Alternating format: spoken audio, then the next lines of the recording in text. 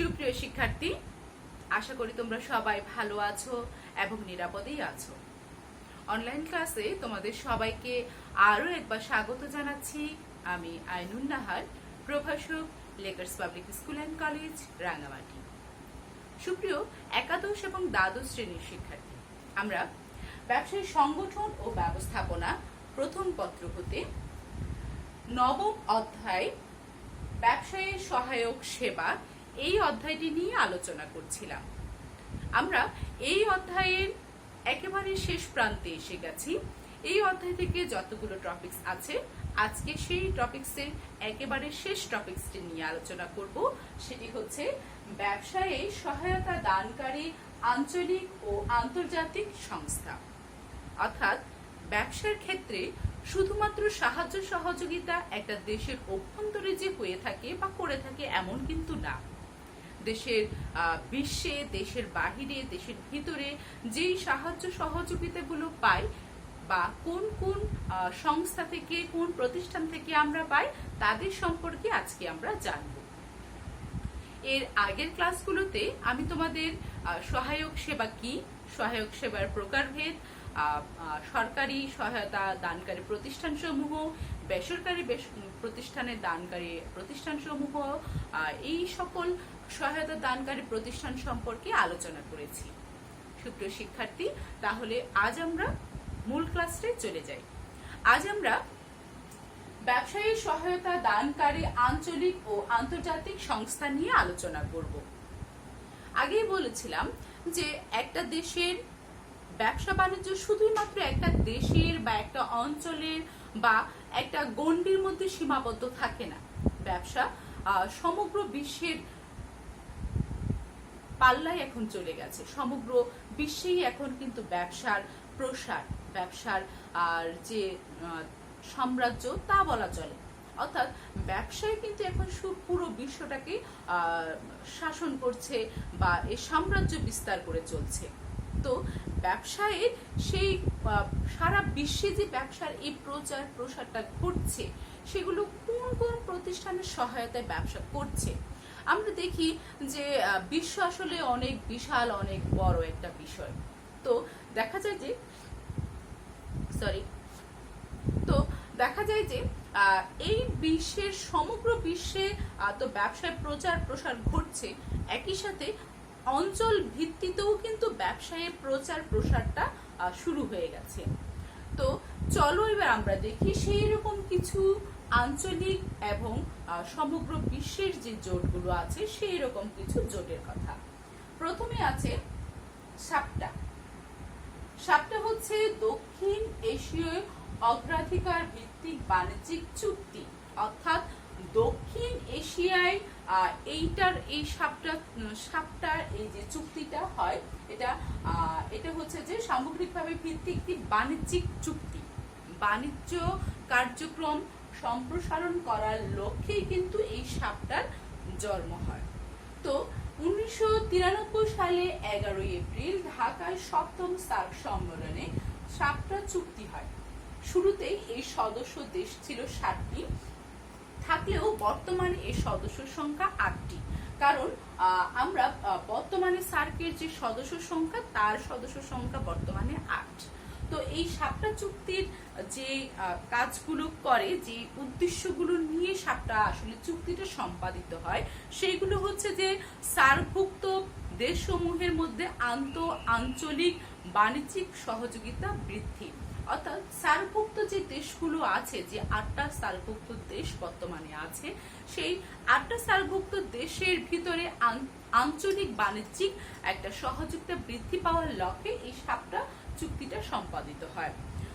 তারপর বলছে যে মুক্ত বাণিজ্য অঞ্চলে গড়ে তোলার লক্ষ্যে পর্যায়ক্রমে সদস্য দেশগুলো বাণিজ্যিক পণ্যের শুল্ক হ্রাস করা। অর্থাৎ মুক্ত বাণিজ্যিক অঞ্চল গড়ে তোলার জন্য, বাণিজ্যিক অঞ্চল মানে যে এখানে যে 7টা দেশ আছে, 8টা দেশ আছে, সেই 8টা দেশেই মুক্ত বাণিজ্যিক অঞ্চলে আওতাধীন আসছে। তারা সদস্য দেশগুলোর মধ্যে বাণিজ্যিক শুল্ক হ্রাস করবে। মানে এক দেশ থেকে এই 8টা দেশ, একটা দেশ থেকে আরেকটা দেশ যখন পণ্য আমদানি রপ্তানি করবে, তখন সেখানে কিন্তু শুল্ক দিতে হয়। এই শুল্কটা হ্রাস করার জন্য এরা এইটার উদ্দেশ্য, এই সাপটা চুক্তি সম্পাদিত হওয়ার উদ্দেশ্য। তারপর বলছে যে দেশের সদস্য দেশগুলোর সার্বিক বাণিজ্যিক বৈষম্য দূরীকরণের লক্ষ্যে এটি একটি ইতিবাচক ভূমিকা পালন করে এই সাপটা। অর্থাৎ যে 8টা দেশ আছে, সেই 8টা দেশ তাদের ভিতরের যে বাণিজ্যিক যে বৈষম্যগুলো আছে, সেই বাণিজ্যিক বৈষম্যগুলো দূর করার লক্ষ্যে এই সাপটাটা কাজ করে। তাহলে সাপটা সম্পর্কে আমরা জানলাম, সাপটার যে কাজগুলো আছে, কি কি কার্যাবলী সম্পাদন করে, এটা কি উদ্দেশ্যে ঘটিত হয় সেটা এতক্ষণ বললাম। এবার বলছি যে এর কার্যক্রমগুলো কি, এগুলো কি কার্য সম্পাদন করে। সাপটা সদস্য দেশগুলোর রপ্তানি উৎপাদনশীলতা বৃদ্ধির জন্য কারিগরি ও অন্যান্য সুযোগ সুবিধা সহ পরামর্শ এবং সহায়তা দান করে। অর্থাৎ সাপটা সাপটার যে 8টা সদস্য দেশ আছে, এরা একে অপরকে কারিগরি সাহায্য সহযোগিতা দান করছে এবং কি করছে, সুবিধা এবং পরামর্শ দান দিক করছে। এদেরকে এক দেশ আরেক দেশকে বিভিন্ন ধরনের পরামর্শ দান করছে, বিভিন্ন ধরনের কারিগরি সাহায্য সহযোগিতা প্রদান করছে। স্বল্পোন্নত ও অন্যান্য সদস্য দেশের মধ্যে যৌথ প্রকল্প গ্রহণের সুবিধা ভোগ করা। এটা হচ্ছে স্বল্পোন্নত যে দেশটা তুলনামূলকভাবে একটু কম দেশ, মানে এই সদস্য দেশ, সাপটার যে সদস্য দেশ সেগুলোর মধ্যে যে দেশটা একটু কম উন্নত, সেই দেশকে অন্যান্য দেশের সদস্য যৌথ প্রকল্প গ্রহণের সুবিধা ভোগ করা। তারপর বলছে যে সদস্য দেশগুলোর মধ্যে দ্রুত বাণিজ্যিক সম্প্রসারণের লক্ষ্যে অবকাঠামো ও যোগাযোগ ব্যবস্থার উন্নয়ন এবং ট্রানজিট সুবিধা বৃদ্ধিতে প্রয়োজনীয় পদক্ষেপ গ্রহণ করা। অর্থাৎ একটা দেশের সাথে আরেকটা দেশের যে বাণিজ্যিক যে যোগাযোগ, সেই যোগাযোগটা উন্নয়ন করার ক্ষেত্রে কিন্তু এই সাপটা কাজ করে। মূলত সাপটা আসলে বাণিজ্যিক একটা চুক্তি, ব্যবসা বাণিজ্যের প্রচার প্রসার, ব্যবসা বাণিজ্যের যোগাযোগ উন্নয়ন ঘটানোর জন্য এই সাপটা চুক্তিটা কাজ করে থাকে। তারপর আমরা দেখি আসিয়ান হচ্ছে দক্ষিণ পূর্ব এশীয় দেশসমূহের সংস্থা। আসিয়ান হচ্ছে দক্ষিণ পূর্ব এশিয়া, এটা বিশ্বের আমাদের সমগ্র বিশ্বের যে দক্ষিণ পূর্ব এশিয়ার দক্ষিণ এবং পূর্ব যে দেশগুলো আছে, সেইগুলো নিয়ে এই আসিয়ান গঠিত হয়। আসিয়ানটা গঠিত হয় 1967 সালে এটি গঠিত হয়। এই সদর দপ্তর ইন্দোনেশিয়ার জাকার্তায়। বর্তমান এই সদস্য সংখ্যা 11 জন। আসিয়ানের যে সদস্য দেশ সেগুলো হচ্ছে Indonesia, Malaysia, Philippines, Thailand, Singapore, Brunei, Vietnam, Laos, Myanmar, Cambodia. মূলত পারস্পরিক অর্থনৈতিক ও রাজনৈতিক সামরিক সহযোগিতা উল্লেখ থাকলেও এটি মূলত একটি অর্থনৈতিক সংস্থা। আচ্ছা, আসিয়ান মূল কাজ করে কিন্তু এটা অর্থনৈতিক উন্নয়নের জন্য, যদিও এর পাশাপাশি এর আরো কিছু লক্ষ্য আছে। সেইগুলো হচ্ছে এর রাজনৈতিক এবং সাময়িক এবং অর্থনৈতিক সহযোগিতা প্রদান করা। এর যে সদস্য দেশগুলো আছে, সেই সদস্য দেশগুলোর মধ্যে তারা সেই সহযোগিতাটা প্রদান করে, অর্থনৈতিক, রাজনৈতিক, সামরিক এবং এই সহযোগিতাটাই তারা প্রদান করে এক দেশ আরেক দেশকে, কিন্তু মূলত এটি অর্থনৈতিক একটি সংস্থা। তো আসিয়ান যে কাজগুলো সম্পাদন করে সেগুলো হচ্ছে প্রত্যেক সদস্য দেশকে শিক্ষা ক্ষেত্রে সহযোগিতা করা, অর্থাৎ এক দেশ আরেক দেশকে শিক্ষা ক্ষেত্রে সহযোগিতা করবে। তারপর বলছে অভ্যন্তরীণ এবং আন্তর্জাতিক বাণিজ্যে সহযোগিতা করা। তারা নিজেদের যে সদস্য দেশ আছে সেই সদস্য দেশগুলো একে অপরকে সাহায্য সহযোগিতা করবে এবং একই সাথে আন্তর্জাতিক বাণিজ্যেও তারা তাদেরকে সাহায্য সহযোগিতা করা। সদস্য রাষ্ট্রের মধ্যে সামাজিক এবং সাংস্কৃতিক সহযোগিতা বৃদ্ধি করা। সদস্য যে দেশগুলো আছে তাদের মধ্যে সামাজিক এবং সাংস্কৃতিক সহযোগিতা বৃদ্ধি করা। তারপর হচ্ছে সম্পদের সুষ্ঠু ব্যবহার নিশ্চিত করা। আসিয়ান তাদের যে সদস্য দেশগুলো আছে সেই সদস্য দেশগুলো তারা যেন প্রত্যেকের সম্পদের সুষ্ঠু ব্যবহার নিশ্চিত করে, সেই দিকে তারা কাজ করে। নতুন নতুন অর্থনৈতিক ক্ষেত্র সৃষ্টি করা। প্রত্যেক সদস্য রাষ্ট্রের মাঝে সহিংসতা সংহতি সাধন করা।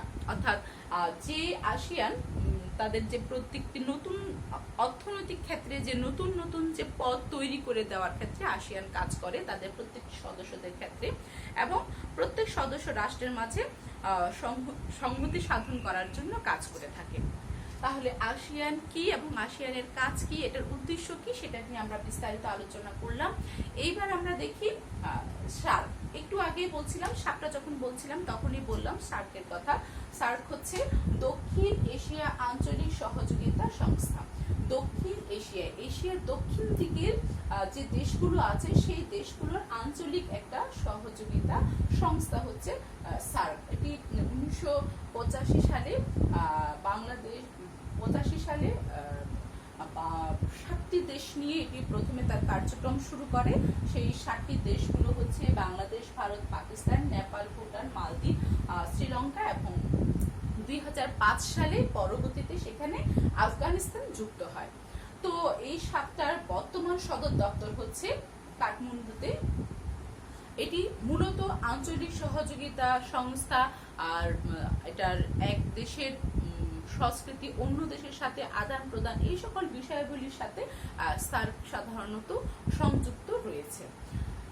এরপরে আমরা দেখি বিশ্ব বাণিজ্য সংস্থা।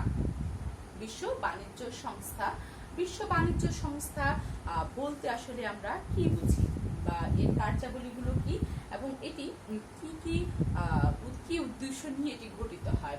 বিশ্ব বাণিজ্য সংস্থা WTO তাহলে শুল্ক ছাড় ও বাণিজ্যে বৈষম্য দূর করার জন্য 1948 সালে 23টি দেশের রাষ্ট্রপ্রধানদের সম্মেলনে গ্যাং চুক্তিটা স্বাক্ষরিত হয়, যেটি পরবর্তীতে তাদের এই বিশ্ব বাণিজ্য সংস্থা পরবর্তীতে এটি প্রথম দিকে এটি একটা আঞ্চলিক সংস্থা ছিল, পরবর্তীতে এটা সমগ্র বিশ্বে তাদের কার্যক্রমটা প্রসার ঘটায়।